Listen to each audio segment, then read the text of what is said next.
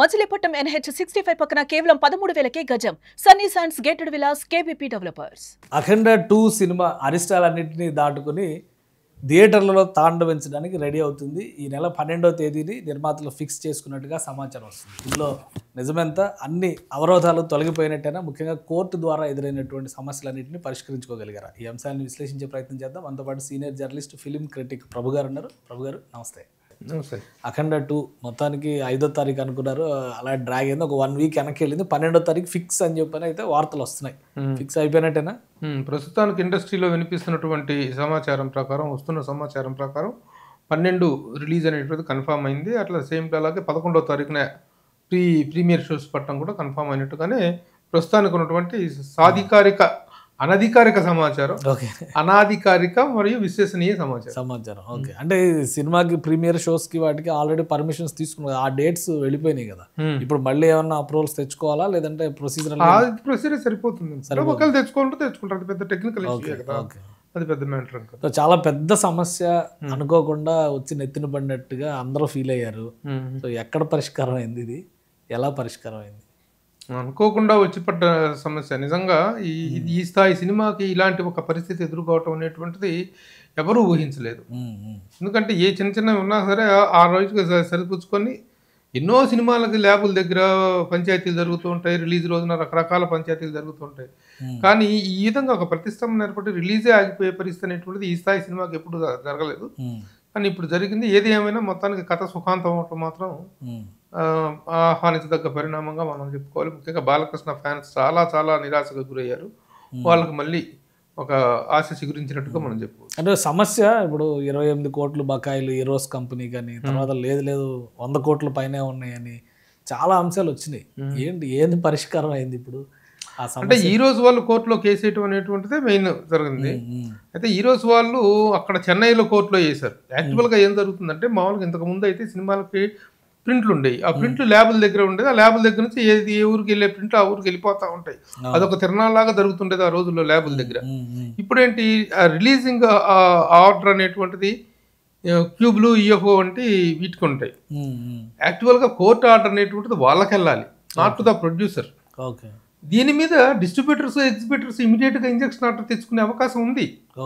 కాకపోతే జరిగిన పెల్మెల్లో ఎవరెవరు ఎలా రియాక్ట్ అవ్వాలో అర్థం కాని పరిస్థితి ఏర్పడటం వల్ల ఈ ప్రతిష్టంభన ఏర్పడింది. యాక్చువల్గా ఇమీడియట్ వార్ ఫూట్లో కనుక రియాక్ట్ అయినట్లయితే, ఇక లాయర్ని అపాయింట్ చేసుకొని ఇమీడియట్గా చర్యలు తీసుకున్నట్లయితే దెర్ ఈస్ ఎ పాసిబిలిటీ. వీళ్ళెవరు కాదు, ప్రొడ్యూసర్స్ ఏం చేయని అవసరంలా, డిస్ట్రిబ్యూటర్స్, ఎగ్జిబ్యూటర్స్, అసలు సంబంధం లేని వ్యక్తులు వచ్చేసి మా సినిమా మీద స్టే చేస్తున్నట్టుగా ఉంది, మాకు ఇంజక్షన్ ఆర్డర్ ఇవ్వండి నుంచి కోర్టులో న్యాయస్థానాన్ని ఆశ్రయించి చేసుకోవచ్చు. కానీ ఈ పెల్మెల్లో అదేమో సాధ్యపడలేదు. ఎవరేం మాట్లాడుతున్నారో, అసలు ఏం జరిగిందో, ఎక్కడ అసలు ఇబ్బంది వచ్చింది అనేటువంటిది అర్థం కాని పరిస్థితుల్లో నిర్మాతలు కూడాను కంగారులో ఉన్నారు. వాళ్ళు ఏమయ్యారో, అసలు ఎట్లాంటి పరిస్థితుల్లో ఉన్నారు అర్థం కాని పరిస్థితుల కారణంగా ఏర్పడిన ప్రతిష్టంభన ఇది.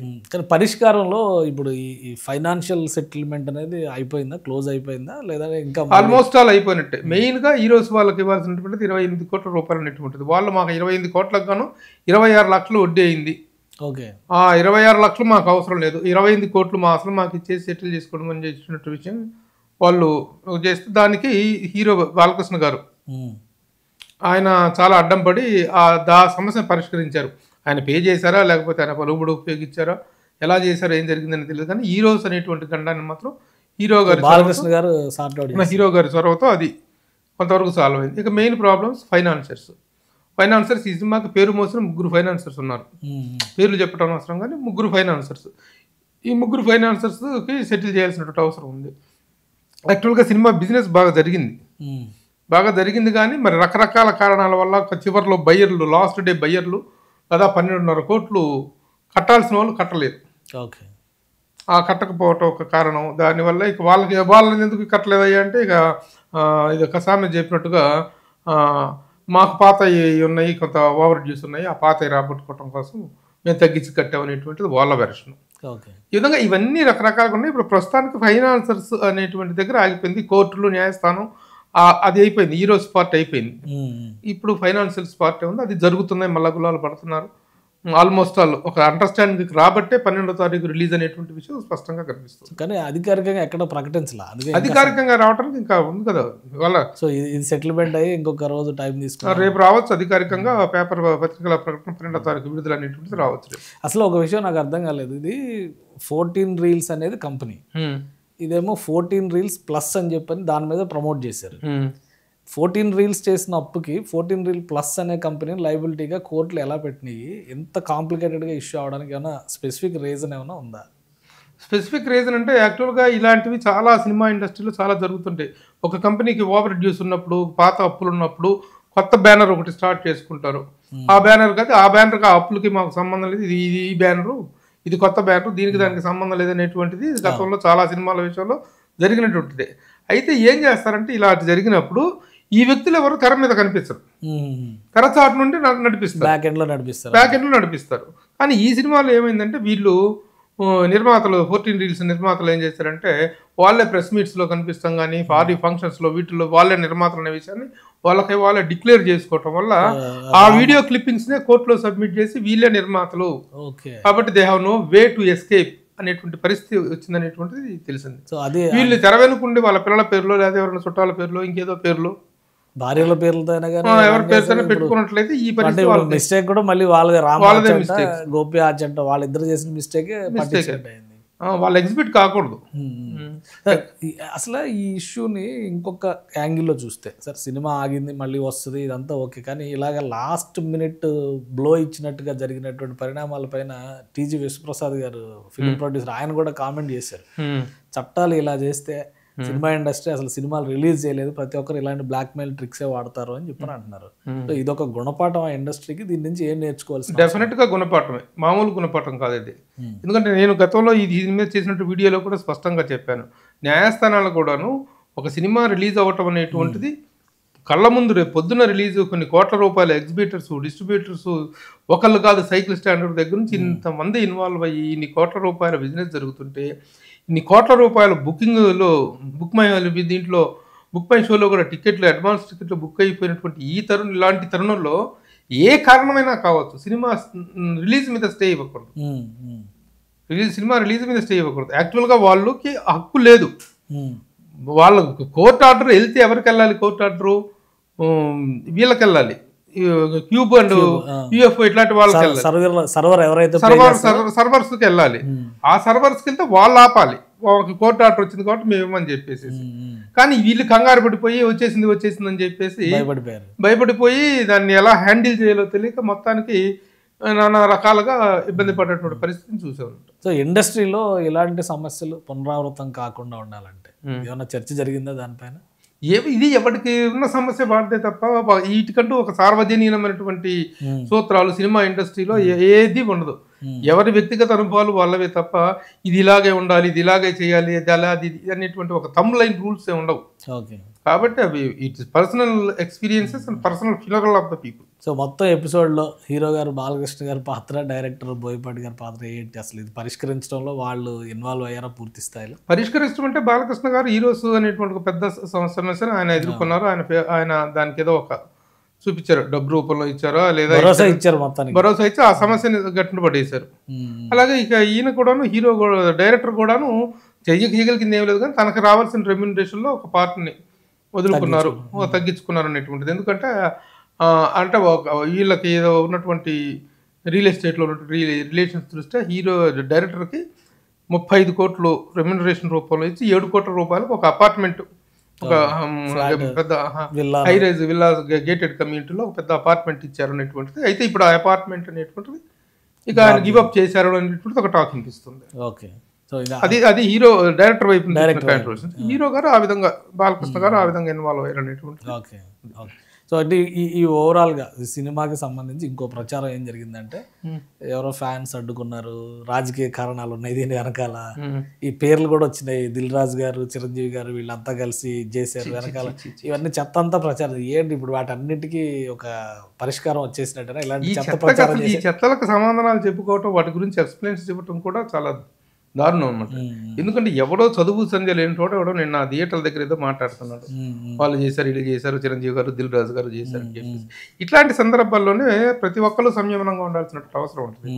ఏదో చిరంజీవి గారి సినిమాకి ఏదో అయిపోతే బాలకృష్ణ గారు చేసిన, బాలకృష్ణ గారి సినిమాకి ఏదో అయిపోతే చిరంజీవి గారు చేశారని ఇట్లాంటివి స్థాయికి తగినటువంటి మ్యాటర్లు కాదు డిస్కస్ చేయడానికి. ఓకే, అంతే. అంటే ఇప్పుడు ఎవరి ఇదిలో వాళ్ళు ఉంటే అసలు అట్లా అనుకుంటే దిల్ రాజు ఈ 4 రోజుల నుంచి జరుగుతున్నటువంటి తతంగం అంతా, ఈ పంచాయతీలు, ఈ గొడవలు, ఇవన్నీ మీటింగ్లు ఇవన్నీ కూడా జరుగుతుంది దిల్ రాజు గారి ఆఫీస్లో. కాబట్టి అది ఎవరు ఇది ఆ స్థాయి మ్యాటర్ కాదు. ఇది టోటల్గా నిర్మాతల వైఫల్యం. ఓకే, అది మాత్రం షూర్ 100%. వాళ్ళ ప్రాణాలు వాళ్ళకు ఉండొచ్చు, వాళ్ళు వ్యక్తిగతంగా చాలా మంచి వాళ్ళు, చాలా నైస్ జెంటిల్మెన్ పీపుల్ వాళ్ళు. కానీ ఓవర్ ఇది కారణంగా ఇది, ఎందుకంటే పాన్ ఇండియా లెవెల్లో ఇంత పెద్ద ప్రెస్టీజియస్ ప్రాజెక్ట్ చేసుకుంటున్నప్పుడు ఈ నిర్ణయాల విషయంలో అంత సత్వరంగా స్పందించలేకపోవడం అనేటువంటిది వాళ్ళ వైఫల్యం అంతే. ఓకే, సో ఇంత పెద్ద సినిమా, మరి ఇంత డ్రామా నడిచింది, దీనిపైన ప్రభావం ఏమైనా చూపిస్తుందా సినిమా పైన కానీ, సినిమా ఫీడ్బ్యాక్ పైన కానీ, ఫర్దర్ రిజల్ట్స్ పైన కానీ? చాలా మందికి ఏంటంటే ఇంత నాన్సెన్స్ అయితే ఆ సినిమా పోయింది అనే ప్రచారాలు కూడా ఎక్కువ ఉంటాయి. అవును. సో ఈ సినిమా పైన అసలు అది ఏమన్నా ప్రభావం చూపిస్తుందా? పైగా ఓవర్సీస్ మార్కెట్ని కూడా చాలా పెద్ద ఎత్తున ఈసారి టార్గెట్. ఇప్పుడు ఎందుకంటే సినిమాలకు ఎప్పుడైనా అవరోధాలు వచ్చిన తర్వాత రిలీజ్ అయితే అవి సూపర్ డూపర్ హిట్ అయిన సందర్భాలే మనం చాలా చూసాం. ఇది ఆనాటి లవకుశ మొదలుకున్నా, ఆనాటి మొగలయాజం గురించి చూసుకున్నా, ఆనాటి షోలే గురించి చూసుకున్నా, ఆ తర్వాత తెలుగులో కూడా ఎన్నెన్నో నిర్మాణపరంగా డిలే అయినటువంటి సినిమాలు, అవరోధాలను ఎదుర్కొని రిలీజ్ అయిన సినిమాలు సూపర్ డూపర్ హిట్లు అయిపోయినాయి. ఎవరిదో ఎందుకు కరుణామయుడు, విజయ్ చంద్ర గారి కరుణామయుడు సినిమా చూసుకుంటే ఆయన ప్యాకాట ఆడిన డబ్బులతో సినిమా ఫినిష్ చేశారు. మొత్తం అయిపోయి ఏం చేయాలో అర్థం కాక ఫైనాన్స్ మొత్తం ఆగిపోయి సినిమా నిర్మాణం ఆగిపోయింది. అలాంటి సమయంలో ఆంధ్రా క్లబ్లో వెళ్ళి కూర్చొని కాసేపు సరదాగా ఆడుకుందాం అని చెప్పేసి, పిర్రబాలేదని చెప్పేసి వెళ్ళి ఆడుకోవడానికి కూర్చుంటే 15 లక్షల రూపాయలు సంపాదించాడు. వారం రోజులు కదలకుండా కూర్చొని ప్యాక్ కట్టాడు. ఆ డబ్బులతో కరుణామయుడు సినిమా పూర్తి చేశాడు ఆయన. ఆ సినిమా ఎంత సూపర్ డూపర్ హిట్ అయిందో మనకు తెలుసు. కాబట్టి అవరోధాలు అనేటువంటి సినిమా కంటెంట్ మాత్రమే సినిమా యొక్క రిజల్ట్ అని జడ్జి చేస్తుంది తప్ప ఈ అవరోధాలు అనేటువంటి కాక, ఇంకా ఇది జరిగిన దానివల్ల ఇంకా క్రేజ్ పెరిగింది. అఖండ మీద అవైటింగ్ అనేటువంటిది పెరిగింది. అది సినిమాకు ప్లస్ అవుతుంది. ఆ క్రేజ్ ఏమాత్రం తగ్గలేదు. సినిమా రన్నుని ప్రభావితం చేసేటువంటి పరిస్థితి. కాకపోతే బిగినింగ్లో ది ఎగ్జిబిటర్స్ కొంతమేరకు డిస్టర్బ్ అయినటువంటి మాట వాస్తవం. మరి వారం రోజుల పాటు థియేటర్స్ హోల్డ్ చేసుకుంటూ వేరే కొత్త సినిమా ఉండదు, ఏం చేయాలో తెలియదు. అలాంటి పరిస్థితుల్లో డిస్ట్రిబ్యూటర్స్ కొంత డిస్టర్బ్ అయినటువంటి మాట. ఎగ్జిబిటర్స్ ఓనర్స్ డిస్ట్రిబ్యూటర్స్ అంటే మల్టీప్లెక్స్ లో కొద్దిగా ఈ షోలు పెంచుకొని ఆ షోలు వేసుకోవడానికి ఆప్షన్, సింగిల్ థియేటర్ లో చాలా పెద్ద చాలా ఇది ఉంటుంది. అది మాత్రం కొంత వాళ్ళని ఇబ్బంది పెట్టినట్టు. కానీ సినిమా సినిమా పట్ల ఉన్న క్రేజ్ మాత్రం ఏమాత్రం తగ్గలేదు. సో ఇప్పటికైతే 12వ తారీఖు ఫిక్స్ చేసుకోమంటారు మీరు కూడా? 12 ఫిక్స్ చేసుకోండి. Right, lock it. ఎందుకంటే let us hope the best. అంటే కొంతమంది ఓవర్సీస్ లో కూడా 24, 25 రిలీజ్ చేస్తే బాగుంటది, ఈ రెండు ఇవన్నీ వస్తుంది, ఇట్లాంటి ప్రచారాలు కూడా జరిగినాయి. అది జరగదు. ఎందుకంటే 19వ తారీఖున అవతార్ ఉంది. ఓకే, వరల్డ్ వైడ్ గా థియేటర్లన్నీ ఓవర్సీస్ లో థియేటర్స్ దొరకవు. అది కాకుండా అవతార్ ఇండియాలో కూడా చాలా భారీ స్థాయిలో రిలీజ్ అవుతుంది. అదే కాకుండా ఆ రోజున రిలీజ్ అయ్యేటువంటి మన తెలుగు సినిమాలు ఉన్నాయి, ఆల్ ఇండియా పాన్ ఇండియా సినిమాలు కూడా ఉన్నాయి. కాబట్టి దట్ వాజ్ నాట్, ఎందుకంటే క్రిస్మస్ సీజన్ ప్రతి ఒక్కరు అడ్వాంటేజ్ తీసుకుంటారు. కాబట్టి 12వ తారీఖు వెళ్ళడం అనేటువంటి అన్ని విధాలా కరెక్ట్. 12 తర్వాత వెళ్తే 19కి వెళ్ళాలి, 19లోకి వెళ్ళాలి. 19లో ఈ సినిమా అవతార్ ఉంది. కాబట్టి impossible to get theatres. This is the right decision. ఇది తప్పిందంటే ఇంకా తర్వాత మళ్ళీ సీజన్ దొరకటం అనేటువంటిది చాలా కష్టం. మళ్ళీ సంక్రాంతి వరకు వెయిట్ చేయాలి. సంక్రాంతి దాటిపోయిన తర్వాత మళ్ళీ కలిసి చూసుకుంటే ఫిబ్రవరి ఫస్ట్ వీక్ లో ఎగ్జామ్స్ ఆగడాలు ఉంటాయి. తర్వాత క్రికెట్ ఉంటుంది, రకరకాల ఉన్నాయి. కాబట్టి 12th is the apt time, right time. దీంట్లో ఏదైనా తేడా వస్తే మాత్రం రాకూడదని కోరుకుందాం. రైట్, ఈ దెబ్బకి మీరు చెప్పిన దాన్ని వింటే కనుక నేను లాస్ట్ వీడియోలో కూడా నేను చెప్పడం జరిగింది. లాస్ట్ వీడియోలో కూడా ఏమన్నానంటే, ఈ హడావుడ్లో ఇవాళ రేపా అనేటువంటి హడావుడ్లో కాకుండా ఒక బ్రీతింగ్ గ్యాప్ తీసుకొని 1 వీక్లో వస్తే గొప్ప రిజల్ట్ ఉంటుంది, ఎక్స్పెక్టెడ్ ఆ రిజల్టే ఉంటుంది అనేటువంటిది మనం అనుకున్నటువంటి అదే నిజం కాబోతుంది. థ్యాంక్ యూ ప్రభు గారు విశ్లేషణ అందించినందుకు. ఇది అఖండ 2 సినిమాకి సంబంధించి 12వ తారీఖు డేట్ ఫిక్స్ అనేటువంటి ఇన్ఫర్మేషన్ దాదాపుగా కన్ఫర్మ్డ్గా వస్తుందని చెప్పని ప్రభు గారు చెప్తున్నారు. ఇక సినిమాకి సంబంధించి ఎదురైనటువంటి అరిష్టాలు అన్నిటితో దిష్టిపోయింది. ఇది ఖచ్చితంగా సక్సెస్ మార్క్ను కొడుతుంది థియేటర్స్లో అని చెప్పని ప్రభు గారు ఘంటాపదంగా చెప్తున్నారు. ఇది స్పెషల్ డిస్కషన్. Keep watching.